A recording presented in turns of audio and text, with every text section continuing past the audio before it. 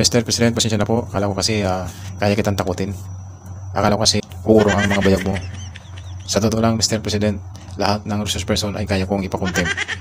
Pero sa iyo, Mr. President, ay hindi ko po talaga magagawa yan.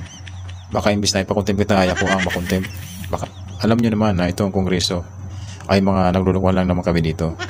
Alam mo, Mr. President, noong kinagat mo ang hamon ko, ay talagang ramdam ko na umatras talaga ang itlog namin. Lalo-lalo yung dalawang itlog ko at yung alaga ko. Talagang ramdam ko talaga na umurong talaga lahat. Pero wag kang mag-alala, Mr. President. Dahil lang ako na si Congressman Dan Fernandez na babalik na lamang siya sa Paiging Bullstar. At si Congressman Abante naman, Mr. President, ay nangako rin na babalik na lamang sa Paiging Pastor at magpapakabit.